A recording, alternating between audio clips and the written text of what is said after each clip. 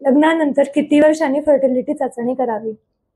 लग्नानंतर नियमित संबंध ठेवूनही 1 वर्षापेक्षा जास्त कालावधी जर लागत असेल गर्भधारणा होण्यासाठी तर आपण फर्टिलिटी चाचण्या करायला हव्यात.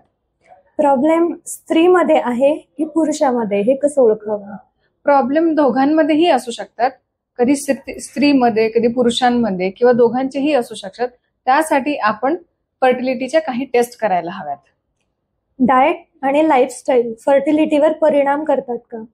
अर्थातच वजन जास्त असणे किंवा लाईफस्टाईल म्हणजे तुमचं जेवणाचं खाण्याचे वगैरे वेळा जर नीट फॉलो होत नसतील तर ह्यांचा फर्टिलिटीवरती नक्कीच परिणाम होतो. पीसीओएस असलं तरी बाळ होऊ शकतं का? पीसीओएस असलं तरीही बाळ होऊ शकतं. त्याच्यासाठी आपल्याला काही औषधोपचार, काही चाचण्या आणि मेडिकल हेल्प घ्यायला लागते. IVF हाच शेवटचा पर्याय आहे का? नाही, IUI, काही औषधं, इंजेक्शन्स किंवा दुर्बिणीद्वारे शस्त्रक्रिया ह्या काही टेस्ट करून किंवा औषधोपचार घेऊन आपल्याला IVF हे टाळता येऊ शकतं. या रिगार्डिंग जर आपल्याला काही शंका असतील तर आपण लवकरच जवळच्या फर्टिलिटी सेंटरला भेट द्या. Doctor Charushila Borole पाळवदे, बेनिकेअर hospital, Baner, Pune.